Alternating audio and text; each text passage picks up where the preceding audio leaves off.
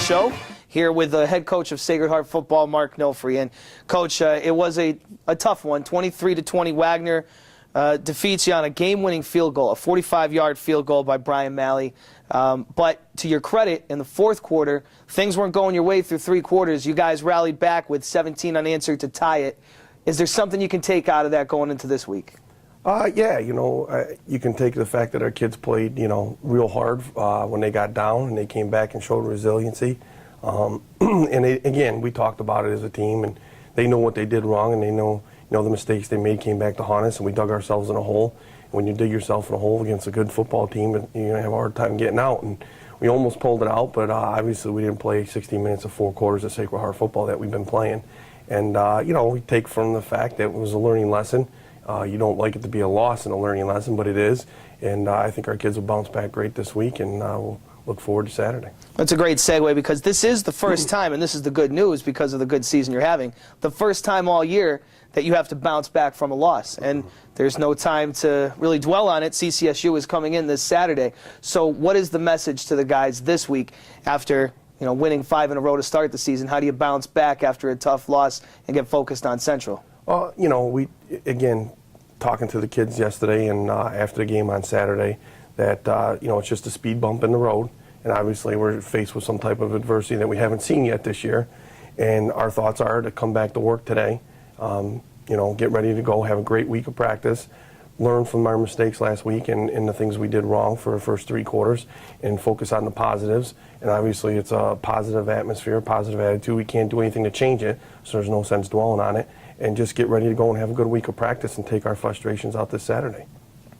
Defensively, you guys gave up 20 points, but they had the ball for 37 minutes. You guys were 22, so the defense was pretty taxed, and they still, I thought, played very well. And Kellen Sperduto really comes to mind, setting a record with 22 tackles. What did you think of your defense? Again, they played hard. They played hard, and they executed what we put in place. We had a lot of things in this week defensively for them, and again, anytime you're on the field for 37 minutes, it's just the way it is, and you're going to have games like that, and you're going to have games where they're not on the field for 37 minutes, so it goes both ways. I think when you're expected to be on the field and make plays, that you have to step up and do it, and that's what good defenses do. And we talk about it, and Coach Wiss talks about it all the time. How good do you want to be? Regardless of what the situation is or how many snaps you take or how many minutes you're on the field, you got to be able to execute what we're calling and to perfection. And again, we didn't do what we've done in the past. Usually we create turnovers and we don't turn the ball over, and that's been our recipe for success. And on Saturday we just had 3 turnovers and on offense and 1 on defense that we created. So again, that didn't fall in our favor, which kind of put us in some bad situations. But again, defensively I thought they played hard and they played well. They hung in there and they gave us some chances and some big stops. But again, we had a chance at the end of the game.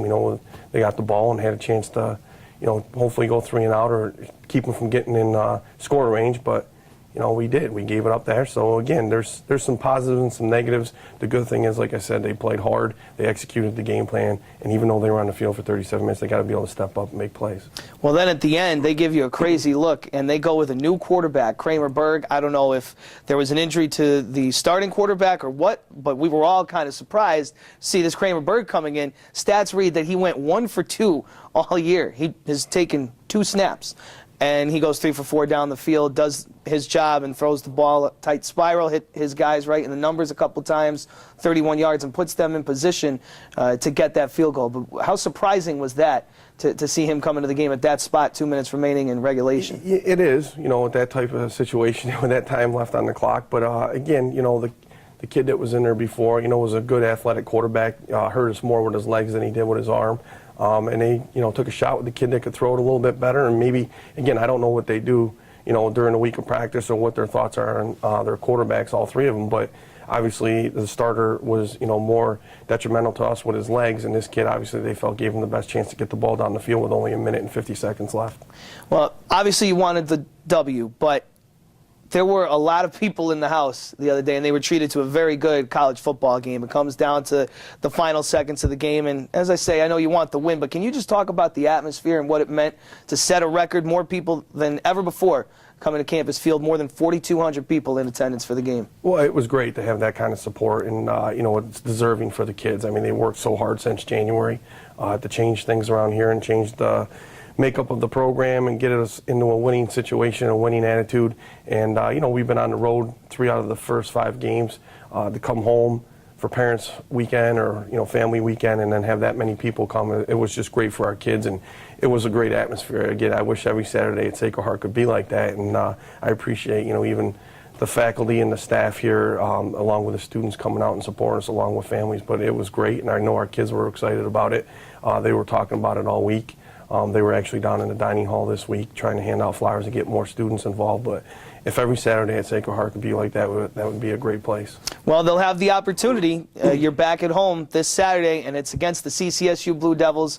Obviously, an opponent you're familiar with. You face them every year, in-state, in-conference, an opportunity to get back to 500 in conference. So how much are you looking forward to this week, and what's the mission this week at practice? Well, I'm looking forward to Saturday because I think anytime you have a loss the week prior, it's another 6 days before you can get back out there again. And I think the kids will be hungry and ready to go. And I think they need to understand, and I think they do, that one loss is not the end of the world. It's a speed bump.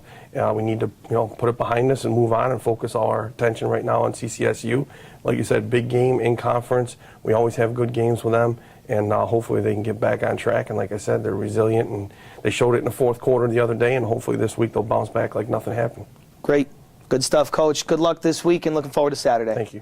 Mark Nofri, head coach of the Sacred Heart Pioneers, getting ready again for CCSU coming to Fairfield, 1 o'clock on Saturday.